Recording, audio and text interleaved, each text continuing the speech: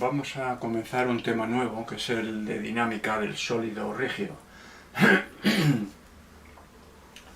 Como ya hemos comentado, el sólido rígido es un sistema que podemos considerar compuesto por masas puntuales, en el que dichas masas puntuales tienen unas distancias entre ellas que permanecen invariables.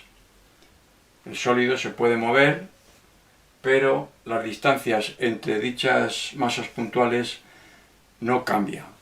Esas distancias son siempre las mismas y eso va a permitir obtener unas ecuaciones que van a ser algo más sencillas que las obtenidas anteriormente en la dinámica de los sistemas de masas puntuales, en los que las masas puntuales sí podían moverse unas respecto de otras.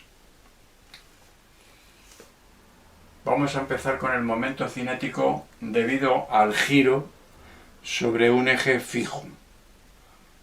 O sea que el sólido, en este caso, como se ve aquí, lo único que puede hacer es rotar alrededor de un eje fijo con una velocidad angular omega. No puede tener ningún otro tipo de movimiento. Ese eje no permite ninguna otra traslación, ningún otro movimiento, por lo tanto, solo puede girar alrededor del eje E, con la velocidad angular omega que representamos aquí con este vector. El eje puede estar cortando al propio sólido o estar fuera de él, y está unido el sólido al eje mediante cualquier procedimiento. El momento cinético respecto de cualquier punto del eje es, como sabemos, la suma de los momentos de las cantidades de movimiento de cada una de las partículas que componen el sólido respecto de un punto cualquiera del eje, o de puntos cualesquiera del eje. O sea que si definimos el vector de posición de las masas m sub i respecto del punto del eje con el vector r sub i, pues será igual a la suma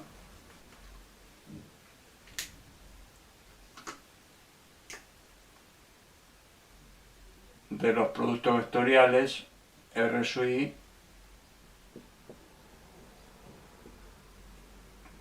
por las cantidades de movimiento de cada una de las partículas que vamos a considerar que componen al sólido. El sólido es en general considerado como un sistema continuo, pero aquí lo vamos a hacer como un sólido compuesto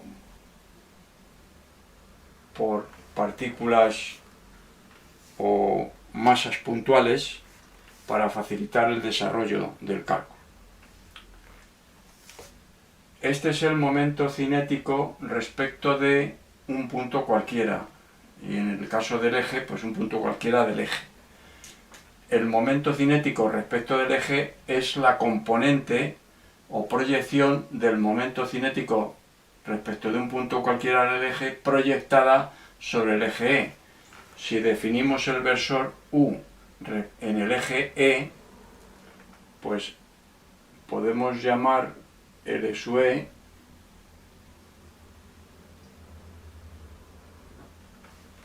a dicha proyección, momento cinético respecto al eje E, a dicha proyección que es el producto escalar del versor U por el momento cinético respecto de cualquier punto del eje E.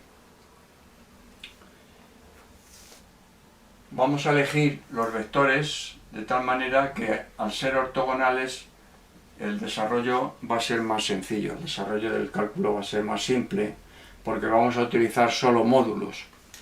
Al ser ortogonales los vectores, los productos vectoriales se van a convertir en productos de módulos directamente, lo cual facilita el proceso. El vector r sub i es el vector de posición de las masas m sub i en el plano ortogonal al eje E. Luego el vector r sub i es ortogonal al vector omega. Omega está contenido en el eje E. Luego omega es ortogonal a r sub i. que define la posición de las masas m sub i respecto del eje E. Por otro lado, las velocidades v sub i, que son tangentes a la trayectoria de cada punto de masa m sub i, son ortogonales a los radios de posición de las masas m sub i, de esas trayectorias circulares. Luego r sub i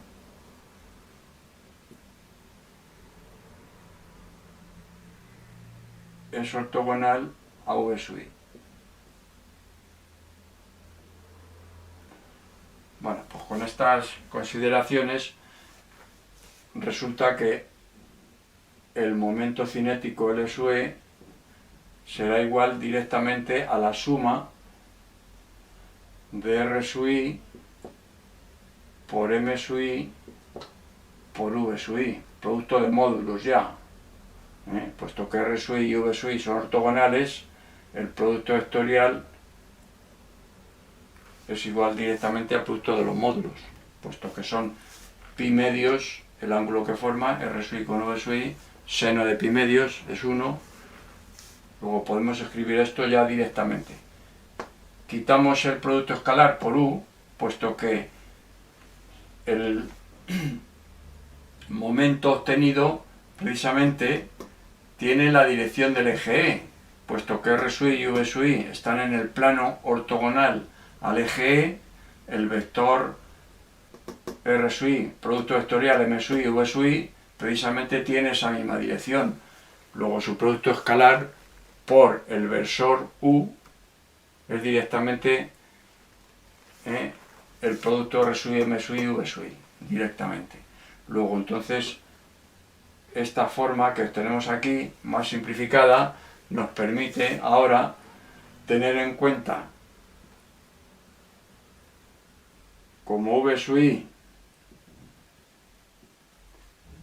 sabemos de cinemática, es igual al producto vectorial de la velocidad angular, vector velocidad angular por R sub i, eso ya lo sabemos, ¿no? Y como omega y R sub i son ortogonales, pues resulta que el módulo V sub i es igual directamente al producto de los módulos.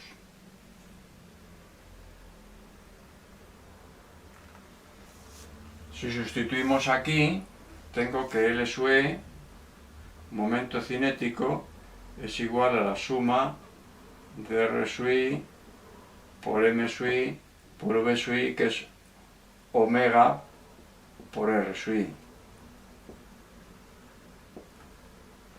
Operando aquí obtengo, como omega multiplica, es la velocidad angular instantánea, pero multiplica es la misma, multiplica a todos los sumandos, luego puedo sacar omega factor común de todos los sumandos, lo saco fuera de la suma, y me queda que esto es igual a omega por la suma de R sub i al cuadrado por M sub i. Esta suma es precisamente el momento de inercia del sólido respecto del eje E. Luego puedo poner que esto es igual al momento de inercia respecto del eje E, que yo voy a llamar I sub e por omega. Vectorialmente, como el momento cinético tiene la dirección del eje E, como hemos visto, y tiene el mismo sentido también que omega, pues puedo poner vectores también.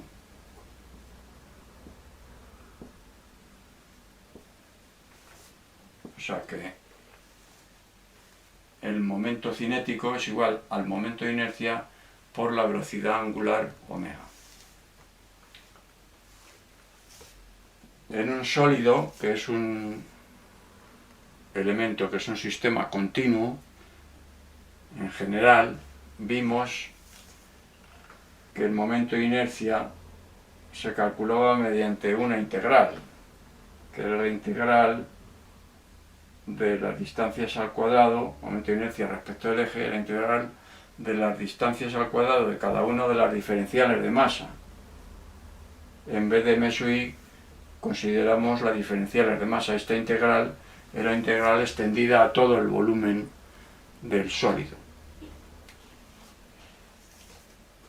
También obtuvimos anteriormente que la derivada del momento cinético respecto de un eje, derivada respecto del tiempo, era igual al momento de las fuerzas exteriores aplicadas al sistema, para sistemas en general, de las fuerzas exteriores respecto de el eje E. Luego entonces, claro, aquí aparecen unas fuerzas sobre el eje E, porque al ser fijo, todas estas fuerzas que pueden estar aplicadas al sólido, exteriores a él, pueden originar reacciones en el eje E. Esas reacciones, naturalmente, cortan al eje E. Luego su momento respecto al eje E es nulo. Luego, si es nulo ese momento, pues entonces este momento de las fuerzas exteriores se refiere únicamente a todas estas fuerzas exteriores y no las reacciones del eje E, como hemos visto, puesto que son nulas los momentos de las reacciones sobre el eje E. Bueno, pues entonces, si derivamos aquí, tengo que esto es igual a I sub E por la derivada de la velocidad angular instantánea respecto al tiempo. ¿Y esto qué es? Esto es la aceleración instantánea. Luego el momento de las fuerzas exteriores aplicadas al sólido que gira alrededor de un eje fijo con una velocidad angular omega es igual al momento de inercia E por la aceleración angular correspondiente.